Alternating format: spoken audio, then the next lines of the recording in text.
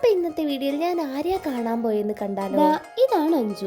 ഇവളെ കാണാനാണ് ഞാൻ വന്നത്. ഇത് ആരാന്ന് വെച്ചാൽ എൻ്റെ അനിയത്തിയാണ്. ശരിക്കും പറഞ്ഞാല് അപ്പൂട്ടൻ്റെ അനിയൻ കല്യാണം കഴിക്കാൻ പോകുന്നത് ഇവളെ. അപ്പൊ എനിക്ക് അനിയത്തി തന്നെയാണല്ലോ. അഞ്ജുവിനെ കുറിച്ച് പറയുകയാണെങ്കിൽ ആള് പെട്ടെന്ന് ഫ്രണ്ട്ലി ആവുന്ന ഒരു ടൈപ്പാണ്. അതുകൊണ്ട് ഞങ്ങൾ തമ്മിൽ പെട്ടെന്ന് തന്നെ നല്ലൊരു ബോണ്ടിങ് ഉണ്ടായിട്ടോ. മുന്നത്തെ വീഡിയോ കണ്ടാൽ അറിയാലോ, ഞങ്ങളെ കല്യാണം ഒരുമിച്ച് തന്നെയാണ്. അങ്ങനെ ഞങ്ങൾ ഫോക്കസ് മാളിലേക്കാണ് ഫസ്റ്റ് തന്നെ വന്നത്. അവിടുത്തെ ഫോട്ടോ ബൂത്ത് കയറി കുറച്ച് ഫോട്ടോ ഒക്കെ എടുത്ത് ഒന്ന് ചുറ്റി നടന്ന ശേഷം ഞങ്ങൾ നേരെ ബീച്ചിലോട്ടാണ് വിട്ടത്. അവിടെ ഞങ്ങൾ എത്തിയ സമയത്ത് വലിയ തിരക്കൊന്നും ഉണ്ടായിരുന്നില്ല. ആളുകളൊക്കെ വന്നു തുടങ്ങുന്നേ ഉള്ളൂ.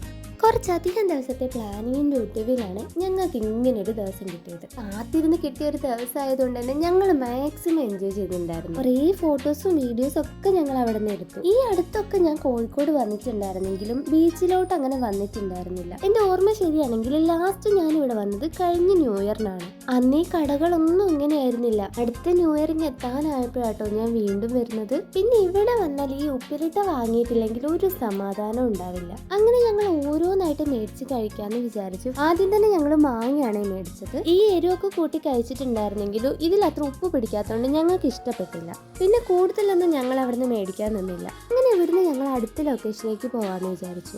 ഇവിടുന്ന് എങ്ങോട്ടാ പോയെന്നൊക്കെ നമുക്ക് അടുത്ത വീഡിയോ കൂടെ കാണാം. എങ്ങോട്ടാ പോയതും ബാക്കി വിശേഷങ്ങളൊക്കെ അറിയാം. മറക്കാതെ ചാനൽ ഇപ്പൊ തന്നെ സബ്സ്ക്രൈബ് ചെയ്ത് വെച്ചോ. കൂടെ ലൈക്കും കമന്റും.